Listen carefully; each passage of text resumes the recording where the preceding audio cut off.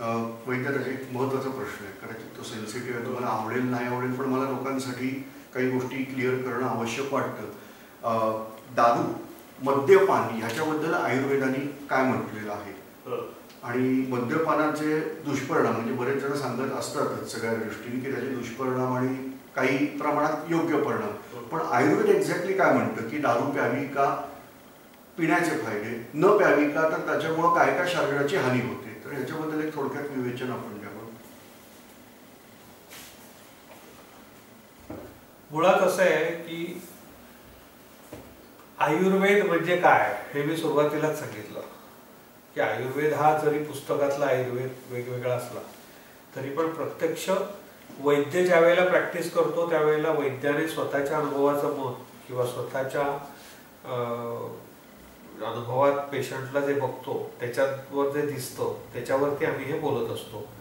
पण तरी देखील आयुर्वेदातलं शास्त्रीय मत, आम्ही केलेले पडताळे याचं जर विचार केला तर मगाशी तुमच्या बोलण्यामध्ये एक शब्द आला होता की आयुर्वेदामध्ये आताची लोक म्हणतात की वेगवेगळ्या पद्धतीने संशोधन नाही. मी तर म्हणतो की आयुर्वेदासारखं संशोधन जगात कुठे नाही, कारण आयुर्वेदाची संशोधन पद्धती हीच सगळ्यात जास्त चांगली संशोधन पद्धती आहे आणि ती संशोधन पद्धती जर स्वीकारली तर जगातल्या अनेक वेगवेगळ्या शाखांमध्ये त्या पद्धतीने संशोधन होईल. कारण आमचे संशोधन केलेले जे सिद्धांत आहेत आणि त्याप्रमाणे सांगितलेले जे ठोकताळे किंवा पडताळून बघितलेल्या गोष्टी आहेत अनुभवाच्या, त्या पद्धतीने जे अनुभव आलेले आहेत ते अनुभव हे पेटंटाईज आहेत. त्या आयुर्वेदाचं पेटंट आहे असं मी म्हणतो, परंतु त्या पेटंटच्या आणि संशोधनाच्या पद्धती वेगळ्या आहेत. त्याच्यामुळे मी तुम्हाला एकदा त्याच्याबद्दल असं म्हणणार आहे की संशोधनाची पद्धत आहे त्याच्यावरतीच संशोधन व्हायला पाहिजे. आता तुम्ही प्रश्न विचारला तो दारूचा, तुम्हाला बघायला मिळेल की बियर वगैरे आहे, विस्की आहे, तर विस्कीमध्ये 48% अल्कोहोलचं प्रमाण असतं, बियरमध्ये साधारणतः 6 ते 8% प्रमाण असतं आणि आसवारिष्टामध्ये 12% प्रमाण असतं. पण आसवारिष्ट जी आहेत ती सेल्फ जनरेटेड अल्कोहोल आहेत. म्हणजे एखादा पदार्थ तयार केला म्हणजे अरिष्ट जी असतात त्याचा काढा करून तो फर्मेंट केला जातो आणि आसव जी असतात ती तसेच पदार्थ ठेवले जातात आणि ते आपोआप फर्मेंट होतात. तर दोन्ही फर्मेंटेशन प्रोसेस ह्या नॅचरल आहेत आणि त्या नॅचरल फर्मेंटेशन प्रोसेसला उपद्रव नसतो, हा एक भाग. आणि दुसरा भाग म्हणजे त्याला डोस आहे, त्या डोसमध्ये घेतल्यावर त्याचा त्रास होत नाही. आता दारूच्या बाबतीत मत विचाराल तर आता तुम्हाला बघायला मिळतं कुठलाही डॉक्टर तुम्हाला सांगणार नाही की दारू खा, मटण खा किंवा सिगरेट प्या. हे एवढ्यासाठीच आहे की त्याचा अतिरेक होतो. एकदा चालेल म्हटलं की अतिरेक होतो. मगाशी मी म्हटलं तसं ज्याला जे मानवेल ते, ज्याला सोसवेल ते, तसं ते त्याने जर अनुभवलं किंवा कुठल्या वैद्याचा सल्ला घेतला, प्रकृती बघितली आणि काय आवश्यक आहे काय अनावश्यक आहे किती प्रमाणात, तर त्याला ते तेवढ्या प्रमाणात ते चालू शकतं. पण ह्या गोष्टी दारू सारख्या ज्या आहेत त्याच्यावर कंट्रोल राहत नाही. त्या प्रमाणात जरी सांगितलं तरी ते तेवढं घेतलं जात नाही, म्हणून हेल्थसाठी चांगलं नाही असं आम्ही अनुभवाने सांगतो, म्हणजे पेशंटवर येणाऱ्या अनुभवाने. परंतु दारूच्या बाबतीत असं आहे की दारूचं शास्त्रीय मत तुम्ही विचारात घ्याल तर आता तुम्ही बघत असाल तर लोकांनी संशोधनं केलेली आहेत. थोड्याच्या प्रमाणात जर रेग्युलर दारू घेत राहिलं तर हृदयरोगावर अटकाव होतो वगैरे वगैरे. तर ते एकांतिक संशोधनाची दिशा आहे. किंवा दारू प्यायल्यावर काहींच्यामध्ये कोलेस्ट्रॉल कमी झाल्याचे रिसर्च आहेत, परंतु ही एकांतिक संशोधन झालं. ते ठराविक प्रमाणात जर घेतली गेली गोष्ट आणि ठराविक आवश्यक तेवढ्याच फ्रिक्वेन्सीत घेतली गेली तर दारू अजिबात घातक नाही, त्याच्याने फायदेच आहेत.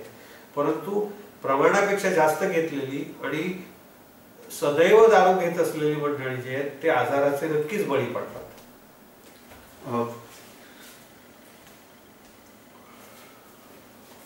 याच्यावर एक दुसरा प्रश्न मला विचारायला आवडेल की बियर जी बनवली जाते तर बियरमध्ये डिस्टिलेशन ही प्रोसेस नाही आहे.